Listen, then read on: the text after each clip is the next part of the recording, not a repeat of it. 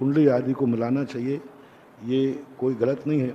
शास्त्रों में प्रथमान योग में हमने ऐसे उल्लेख देखे जैन शास्त्रों में कि पिता ने अपनी बेटी का कहा जाओ इसके लिए योग वक्र देखो, फिर पुरोहित को बुला करके उसके गुणों का मिलान करवाया।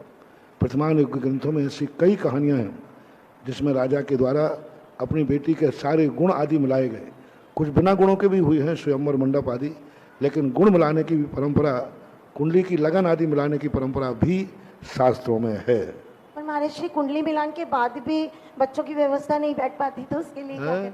कुंडली मिलान कराने के बाद भी बच्चों की व्यवस्था नहीं बैठ पाती ठीक से, तो अब देखो वो तो सब ऐसी बातें हैं जो कागज हो तो सब कोई बाँचे, कर्म न बाँचा जाए।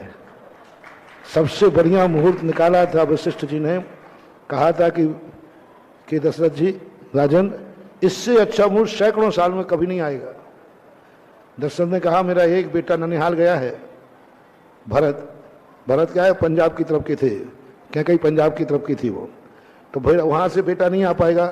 तो महाराज ने कहा, पंडित ने, वशिष्ठ जी ने कहा राजन या तो बेटे का मुँह कर लो या मुहूर्त का मुँह कर लो, ऐसा मुहूर्त नहीं मिलेगा। तो दशरथ ने कहा ठीक है हम भरत को समझा देंगे, मुहूर्त पे काम होने दो।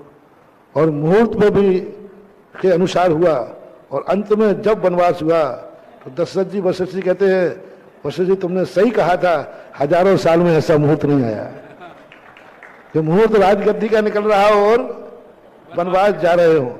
और उसी मुहूर्त में संदेह हुआ, यही तो कहती है कि गई भरत से सुत पर भी संदेह बुलाया थक न उजे जो के। मैथिली शरण गुप्त ने एक कामायनी एक ग्रंथ लिखा है, साकेत भी बोलते, उसमें उन्होंने कहा भरत के सुत पर भी संदेह बुलाया तक न उसे जो गे यानी मामा के घर ननिहाल में था।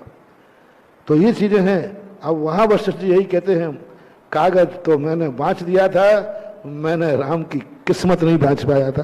तो ये सब किस्मत की बात। सावधानी पूर्वक देखो, आप कहते हो कुंडली मिलाने के बाद बुरा हो जाता है, तो दवाई लेते लेते भी व्यक्ति मर जाते हैं कि नहीं? तो दवाई लेना बंद करो। डॉक्टर के ऑपरेशन करते हैं उसने जिंदा रहने, डॉक्टर क्या ऑपरेशन थिएटर में मर जाते हैं, तो ऑपरेशन बंद करो।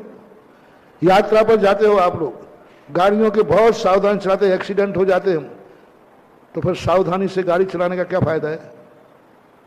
एक्सीडेंट होते हैं फिर भी गाड़ियां चलाते हो कि नहीं? ये एक्सीडेंटल केस कहलाते हैं। 90% सकुशल गाड़ी चलती है, 10% की खतरा रहती है। इसी प्रकार कुंडली मिलाने वालों के 90-95% सही चलते हैं, 10-5% एक्सीडेंटल केस होते हैं। और बिना मिलाए वालों के 90% गड़बड़ होते हैं, 10% सही होते हैं। ये ध्यान रखें। नमस्ते। और